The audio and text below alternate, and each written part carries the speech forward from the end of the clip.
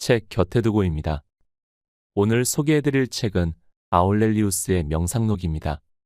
마르쿠스 아우렐리우스는 로마 제국을 다스렸던 16대 황제로 로마 제국의 중흥 시대를 이끌었던 마지막 황제이기도 합니다. 그는 황제가 되어서도 학문에 대한 열정이 높아 늘 책을 손에서 놓지 않았다고 합니다. 그의 철학은 삶과 죽음에 대한 위대한 통찰을 전합니다. 로마 제국의 황제였던 그가 어찌 보면 모든 걸 다 이뤘을 그가 어떤 고뇌를 가졌을지 궁금하기도 합니다. 세상을 어떻게 살아갈지 들려주는 철인왕 아울렐리우스의 불멸의 고전을 지금부터 시작합니다. 마르쿠스 아우렐리우스. 그와 똑같아지지 않는 것이 가장 고상한 형태의 복수다. 다른 사람이 내게 잘못을 저질렀는가? 그것은 당신과는 무관한 일이기 때문에 그 사람으로 하여금 해결하도록 하라. 그의 기질과 행동은 어디까지나 그 사람의 문제이다. 내가 생각해야 될 문제는 우주적 본성이 나에게 부여한 바를 지금 가지고 있는가이며 내 자신의 본성이 내게 행하도록 요청하는 바를 충실히 따르고 있는가이다. 다른 사람의 잘못 때문에 화가 치밀 때는 즉시 자신을 돌이켜보고 나에게서도 이와 유사한 점이 발견되는 것은 아닌지 살펴보라. 나 역시 부와 쾌락, 명성과 같은 것들 속에서 즐거움을 찾고 있는 것은 아닌가. 이렇게 생각하면 그도 어쩔 수 없는 상황에서 그렇게 행하도록 강요된 것일 뿐. 그 밖에 그가 달리 취할 선택의 여지가 무엇이 있었겠는가라는 생각이 들게 될 것이고 당신의 분노도 이내 진정될 것이다. 당신이 할 수만 있다면 그에게 잘못을 강요하도록 하는 바로 그것을 제거해 주도록 하라. 가장 고상한 형태의 복수란 자신에게 대적하는 사람들과 똑같아지지 않는 것이다. 누군가의 행동이 잘못됐다는 생각이 들 때는 나는 왜 그것이 잘못됐다고 확신하는가를 생각해보라. 그런 다음 설사 그것이 사실이라 할지라도 그가 이미 자신의 행동을 뉘우치고 손톱으로 자기 얼굴에 선명한 자국을 남길 만큼 철저히 자신을 꾸짖었을지도 모르지 않는가라고 생각하라. 악한에게 절대 나쁜 짓을 하지 않을 것이라고 기대하는 것은 무화과 나무가 그 열매에서 그 독특한 즙을 내지 않기를 바라는 것과 같고 갓난아기가 울지 않고 말이 말울음소리를 내지 않으며 그 밖에 인생에서 필연적인 일들이 결코 일어나지 않기를 바라는 것과 마찬가지다. 바탕이 악한데 행동이 어찌 달리 나올 수 있겠는가. 그래도 여전히 그 잘못에 화가 난다면 그 사람 자체를 개선하려고 노력하라. 지금 손에 쥐고 있는 오이 맛있은가? 그렇다면 던져버려라. 가는 길에 가시덤불이 놓여 있는가? 그럼 피해가면 된다. 그것으로 충분하다. 왜 이런 일들이 세상에 일어나는지에 대해 복잡하게 따지지 마라. 만일 당신이 목수나 제공의 작업장에 가서 물건을 만들다 생긴 대패밥이나 널려진 가죽 조각에 시비를 건다면 그들의 웃음거리가 되고 마는 것과 마찬가지다. 자연은 제한된 공간에도 불구하고 낡고 오래되고 쓸모없을 것 같은 모든 사물을 자기 안에 받아들여 새롭게 변화시키고 새로운 피조물로 재생시킨다. 자연은 이전에 존재하지 않던 어떤 새로운 재료를 공급받는 일도 쓰레기들을 버려야 할 폐기장도 필요로 하지 않는다.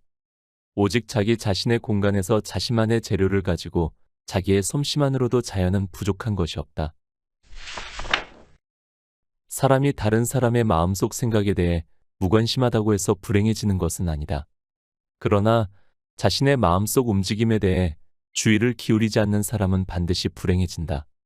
자신의 내면을 파보라. 거기서 선의 샘을 발견하게 될 것이다. 계속 파보라. 그러면 그 샘물이 흘러넘치게 될 것이다. 오늘 나는 온갖 번뇌로부터 벗어나게 되었다.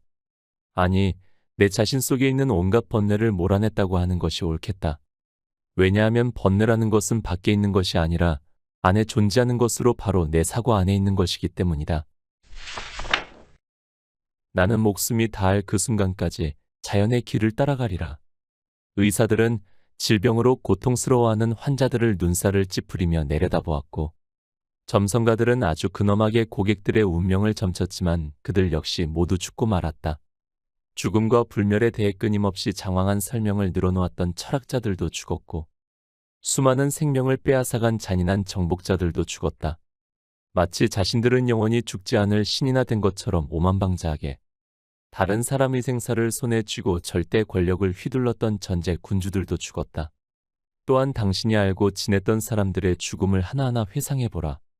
한 사람이 죽으면 다른 사람이 장사를 지내고 그 장사한 사람도 후에는 땅에 묻혀 또 다른 사람이 장사를 지낸다. 이 모든 일들이 순식간에 벌어진다. 그러니 유한한 인생이란 얼마나 더덥고 허무한가. 어제는 한 방울의 정액이었던 것이 내일에는 한 줌의 재로 변한다. 그러므로 이 세상에서의 덧없는 세월을 자연의 섭리에 따라 순응하며 살라. 저 잘 익은 올리브 열매 하나가 자신의 생명을 낳아준 나무에 감사하고 자신을 길러준 대지를 축복하면서 땅에 떨어지듯이 평안히 당신의 여생을 마치도록 하라. 나는 목숨이 다해 안식을 누리게 될 그 순간까지 자연의 길을 따라가리라. 날마다 숨쉬던 공기 속에 나의 마지막 호흡을 되돌려주고 내 아버지의 씨와 어머니의 피와 유모의 젖이 유래되었던 대지의 품에 나는 묻히게 될 것이다. 대지는 그렇게 오랜 세월 동안 나에게 일용할 양식과 음료를 제공해 주었고 나의 발자국과 심지어는 여러 가지 이유로 오용했던 나의 과실까지 받아주었다. 사람들의 선의와 사랑을 간직한 채 죽음에 임하라. 누군가 임종의 순간을 맞이할 때 곁에 둘러선 사람들 가운데 그의 죽음을 기뻐하는 사람이 없다면 세상에 그처럼 복된 사람도 없을 것이다. 아무리 도덕군자나 현자의 죽음이라 할지라도 마침내 스승님으로부터 벗어나 자유를 찾게 되었구나. 그는 심하게 야단치는 분은 아니었지만 나는 그가 말없이 얼마나 우리를 무시하는지 진작부터 느끼고 있었는 거리라고. 속으로 쾌재를 부를 사람이 어디 단 한 사람도 없겠는가. 도덕군자의 최후가 이러할진대 우리 같은 사람들은 얼마나 많은 친구들이 우리의 죽음을 반기며 사실 그럴 만한 이유는 또 얼마나 많겠는가. 당신이 죽게 될 때는 이렇게 생각하라. 내가 힘이 되어주고 기도해주고 염려해준 친구들조차도 나의 죽음으로 인해 자기들에게 돌아올 조그만 이익을 기대하며 내가 어서 죽기를 바라는 그런 세상을 나는 지금 떠나게 되었다. 세상이 이렇게 삭막한데 이런 세상에 미련을 갖는 사람들은 도대체 어떤 사람들일까? 이런 생각을 하면 당신은 보다 편안한 마음으로 세상을 떠나게 될 것이다. 그렇다고 해서 그들에게 서운한 감정을 가지고 떠나가라는 말은 아니다. 당신에게 친숙한 이전의 우정과 선의와 사랑은 끝까지 간직해야 한다. 그리고 죽음이 갑자기 목을 비트는 것처럼 느끼지 말고 영혼이 육체로부터 쉽게 빠져나올 수 있도록 평온한 가운데 임종을 맞아라. 예전에 자연은 당신을 그들과 인연 맺게 해주었고 그래서 당신은 그들에게 속했는데 이제 자연은 그 끈을 끊으려 한다. 그럴 때는 이렇게 말하라. 나는 나의 친족들로부터 놓여질 것이다. 그러나 아무런 저항도 어떠한 강요도 없이 나의 길을 가련다. 이 세상의 정지에 있는 사물은 아무것도 없다. 항상 뒤따르는 일들은 선행된 일들과 밀접히 연관되어 있을 뿐 각각 고립된 채 독자적으로 진행되는 것이 아니다. 따라서 사물은 단순한 결과의 법칙보다는 합리적 연속성을 따르고 있다고 할 수 있다. 게다가 이미 존재하는 모든 것들이 조화롭게 균형을 이루고 있듯이 앞으로 생성될 모든 것 또한 유기적 연관성 속에서 경이롭게 나타나는 것이다. 흙이 썩어 물이 되고 물이 증발해 공기가 되고 공기로 인해 불이 타오르듯이 사물은 순환을 계속한다는 헤라클레이토스의 격언을 항상 명심하라. 시간은 강물과 같아서 모든 피조물들을 끊임없이 흘러가게 한다. 하나의 사물이 나타나는가 하면 이내 곧 과거 속으로 사라져버리고 뒤이어 또 다른 사물이 생겨날지라도 그 역시 쉬이 스쳐 지나가 버리고 만다. 나는 이 세상에서 반드시 해야 할 일이 있다. 어떤 존재라 할지라도 죽는다는 데는 예외가 없다. 에픽테토스가 말하기를 당신이 자녀와 입맞춤을 하는 순간에도 마음속으로 어쩌면 너는 내일 죽을지도 모른다고 생각하라라고 했다. 사람들이 너무 불길한 말씀이라고 투덜거리자 그는 이렇게 답했다. 그것은 전혀 불길한 말이 아니다. 단지 자연의 한 행위를 묘사했을 뿐이다. 이것이 불길하다면 잘 익은 옥수수를 수확한다는 것도 불길한 일이 아니겠는가. 죽음이란 출생과 마찬가지로 자연의 신비 중의 하나이다. 출생할 때 결합되었던 요소들이 해체되면서 죽음에 이르게 된다. 따라서 죽음은 전혀 수치스러운 일이 아니다. 어떤 존재라 할지라도 죽음은 예외가 될 수 없고 결코 창조의 섭리에 반하는 것도 아니다. 많은 말이라든지 포도나무라든지 존재하는 모든 것은 어떤 목적을 위해 창조되었다. 이것은 전혀 의아스러운 말이 아니다. 심지어는 태양조차도 당신에게 이렇게 말할 것이다. 내가 여기서 해야 할 일이 있다. 하늘에 있는 그 밖의 다른 존재들 또한 이구동성으로 말할 것이다. 그렇다면 당신은 어떤 목적을 가지고 태어났는가? 단순히 세상을 즐기기 위해서? 그런 생각이 과연 용납될 수 있다고 생각하는가? 우주가 무엇인지 모르는 사람은 자기가 어디에 있는지 알지 못한다. 우주의 목적이 무엇인지 모르는 사람은 자기가 어떤 존재인지 알 수 없다.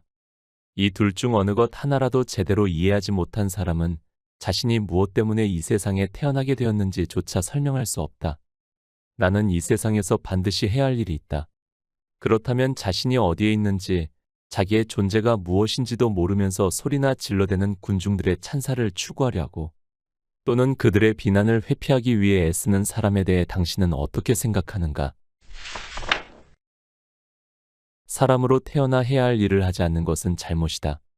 나는 무엇을 하든 인류에 봉사하는 일과 관련해 행동할 것이다. 나에게 무슨 일이 일어나든 우주적 근원과 관련해 받아들일 것이다. 운명이 부여한 환경에 당신을 적응시키되 그 운명이 그대와 더불어 살도록 한 이웃들을 참되게 사랑하라. 사람이 잘못하는 것은 어떤 옳지 않은 일을 행하기 때문만은 아니다. 해야 할 일을 하지 않는 것 또한 잘못이다. 당신이 옳다고 생각하는 일을 행할 때에는 몸이 얼어붙는 추위에서든 따뜻한 불가에서든, 눈꺼풀이 무겁든지 숙면으로 몸이 개운하든지 비난을 받든 칭찬을 듣든, 목숨이 위태롭든지 아니면 그 밖에 다른 공경에 처해 있든지 개의치 마라. 왜냐하면 죽는다는 것조차도 삶의 한 부분이며 죽는 그 순간에서도 우리가 해야 할 일은 수행해야 될 일이 잘 맞춰지는지를 확인하는 것이기 때문이다. 만일 당신이 외적인 일들로 인해 고통을 받는다면 당신이 느끼는 고통은 그 일 자체에서 기인하는 것이 아니라 그 일을 받아들이는 당신의 관념 때문에 생겨난다. 하지만 당신은 언제든지 그러한 고통을 퇴치할 수 있는 능력을 가지고 있다. 어떤 문제의 원인이 자신의 성격에 있다고 한다면 당장 당신의 품성을 고치는 일에 착수하라.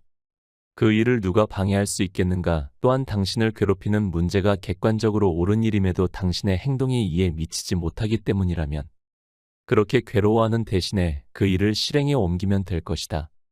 당신은 그렇게 못하는 것은 도저히 극복할 수 없는 장애물이 있기 때문이다 라고 말할지 모른다. 그런 경우라면 염려하지 않아도 된다. 당신이 감당할 수 없는 일들은 당신의 책임이 아니기 때문이다. 그러나 그 일을 해결하지 않고서는 살맛이 나지 않는다고 느껴지는가? 그렇다면 자신에게 주어진 사명을 완수하고 즐겁게 죽는 사람들처럼 그 좌절감을 간직한 채 가벼운 마음으로 세상을 하직하라. 내 인생의 동력 장치는 육체가 아닌 내면에 숨겨져 있다. 우리의 삶을 조종하는 것은 우리 내면 깊숙이 숨겨져 있는 신비한 힘이라는 사실을 기억하라. 거기에는 설득하는 소리도 생명도 담겨져 있어 그것이 곧 그 사람이라고까지 말할 수 있다. 그러나 그것을 둘러싸고 있는 육체나 육체에 붙어있는 다른 기관들을 결코 그 내면의 힘과 혼돈하여 생각해서는 안 된다. 육체의 여러 기관들은 마치 목수의 손에 들려있는 도끼처럼 그저 사용하는 도구에 불과하다. 다른 점이 있다면 단지 몸에 붙어서 자라난다는 것뿐이다. 이런 것들은 모두 자신을 움직이게 하고 멈추게 하는 동력 장치가 없으면 아무런 소용이 없게 된다. 마치 방직공이 없는 배틀이나 작가가 없는 펜, 혹은 마부가 없는 채찍과도 같다. 사람들이 비난을 퍼부어도 순수한 마음은 바뀌지 않는다. 행동은 경솔하지 않게 생각은 모호함이 없이 하라. 또한 영혼은 지나치게 내부로만 제한되거나 너무 외부로 표출되지 않게 하고 쾌락을 추구하는 삶의 여지를 없애라. 사람들이 온갖 비난을 퍼붓는다 해도 그런 것들이 어떻게 순수함, 온화함, 정의를 따르고자 하는 사람의 마음을 바꿔 놓을 수 있겠는가? 어떤 사람이 맑고 깨끗한 샘물가에 서서 샘물을 저주한다고 가정해보자. 그럴지라도 그 샘은 여전히 신선하고 깨끗한 물을 솟아내고 있을 것이다. 설사 그가 샘 속에 진흙과 오물을 던져 넣는다 해도 샘은 그것들을 재빨리 분해해 흘려보내고 더럽혀지지 않을 것이다. 그렇다면 당신은 어떻게 우물이 아닌 영원한 마음의 샘을 소유하게 될 것인가? 그것은 바로 매 순간 모든 자비와 순박함과 겸양 속에서 자기 자신의 주인이 되어 스스로를 지켜나감으로써 가능하다. 스스로 설 것인가? 아니면 남에게 기대어 설 것인가? 날마다 자신에게 일어나는 일들을 경건하게 받아들이고 날마다 만나는 사람들에게 바르게 행동하며 날마다 여과되지 않은 그 어떤 생각도 품지 않도록 세심한 주의를 기울이는 것은 언제 어디서나 당신의 능력으로 할 수 있는 일들이다. 모든 행동에 있어서 그것이 누구에 의해 행해지는 이것을 하는 목적이 무엇인가라고 질문하는 습관을 들여라. 그러나 이 질문을 누구보다도 먼저 자기 자신에게 하라. 당신이 직면한 문제, 그것이 의견이든 행동이든 원리든 혹은 말이든 오직 그것에만 온 신경을 집중하라. 당신이 이런 일들로 인해 힘들어하는 것은 어쩌면 당연하다. 왜냐하면 당신은 오늘보다 내일 더 선해지기를 바라고 있기 때문이다. 타인의 가식적인 찬사에 영혼이 병들게 하지 마라. 발산작용을 하는 것을 대단하게 여기지 마라. 식물도 그런 작용을 한다. 호흡은 대단한 것이 아니다. 야생동물이나 가축도 호흡을 한다. 감각기관에 의한 지각활동도, 충동을 느끼게 하는 자극도, 무리를 이루고자 하는 본능도, 또한 영양을 섭취하는 과정도 별것이 아니다. 사실 영양 섭취라는 것도 따지고 보면 배설의 과정과 다를 바 없다. 그렇다면 우리는 무엇을 가치 있게 생각해야 하나? 사람들의 박수갈채인가? 아니다. 통속적인 찬사인가? 그것도 아니다. 찬사란 사람들이 혓바닥으로 치는 박수갈채에 지나지 않는다. 명예에 현혹되는 것을 제거해 버렸을 때 당신에게 남아있는 가치 있는 일이란 무엇인가? 그것은 행동에 있어서든 생각에 있어서든 마찬가지로 자기 본성의 체질에 맞게 사는 것이다. 결국 그것이야말로 모든 훈련과 단련의 목적인 것이다. 왜냐하면 모든 장인이 목표로 하는 것은 그가 만든 작품이 그 본래의 목적에 따라 잘 수능되도록 하는 것이기 때문이다. 포도나무를 재배하는 농부도, 말을 길들이는 마부도, 사냥개를 훈련시키는 사육사도 모두가 이런 목적을 가지고 있다. 사람을 교육하는 가정교사나 스승들의 교육 지침도 동일한 목적을 지향한다. 따라서 바로 여기에 우리들이 추구해야 할 가치가 있다. 만약 당신이 이러한 가치를 진정한 당신의 것으로 만든다면 그 어떤 다른 목표도 당신을 유혹하지는 못할 것이다. 그 밖에 다른 야망들은 그만 포기하라. 그렇지 않으면 당신은 결코 자기 자신의 주인이 되지 못할 것이며 다른 사람으로부터도 혹은 자신의 욕망으로부터도 결코 자유롭지 못할 것이다. 왜냐하면 욕망을 버리지 않는 한 당신은 자신의 욕망을 빼앗는 자들을 시기하고 질투하고 혐오하게 될 것이며 당신이 갈망하는 보물을 차지하게 된 자들에 대해서는 온갖 모략을 그치지 않을 것이기 때문이다. 확신하건대 욕망에 사로잡혀 사는 사람들은 필연적으로 깊은 혼란 속에 빠져들 것이며 신에게조차 불평을 늘어놓을 것이다. 그렇지만 자기 자신의 이성을 존중하고 귀하게 여기는 사람은 스스로 마음속 평안을 누리며 사람들과도 평화로운 관계를 유지할 것이다. 또한 신이 자신에게 어떠한 운명을 부여하고 예정했든지 그 뜻을 기쁘게 받아들이고 순응함으로써 신과 조화를 이루며 살게 될 것이다. 곁에 두고의 짧은 생각. 책을 읽다 보면 어느 순간 내가 이 책을 왜 읽고 있지? 라는 생각이 들 때가 있습니다. 눈으로 글을 읽고는 있는데 무엇을 얻고자 이 책을 읽나 싶을 때가 있습니다. 그럴 때는 잠시 책을 손에서 내려놓아야 합니다. 그럴 땐 책을 멈추고 자신의 마음을 더 들여다봐야 합니다. 마음 상태가 어떤지, 내가 어디로 가고 있는지를 살펴봅니다. 저기 멀리 목적지를 바라보고 있던 내 시선을 잠시 가까이 있는 나의 발걸음으로 시선을 돌립니다. 지금 걷고 있는 이 방향이 옳은 방향인지 잘 가고 있는지 확인합니다. 그리고 뒤를 돌아 걸어왔던 길을 보면서 자그마한 덕담 한마디를 건네주어도 좋습니다. 아우렐리우스의 말씀을 듣다 보면 인생이 참 유한하다는 생각이 듭니다. 로마 제국의 황제였던 그가 어찌 보면 모든 걸 다 이뤘을 그의 입에서 인생은 죽음 앞에서 평등하다는 말이 더 와닿았습니다. 어쨌건 한번 사는 인생, 자신의 마음이 가는 대로 나아가는 게 최선이라고 생각합니다. 오늘 곁에 둘 문장은 자신의 마음속 움직임에 대해 주의를 기울이지 않는 사람은 반드시 불행해진다입니다. 오늘도 함께 해주셔서 감사합니다.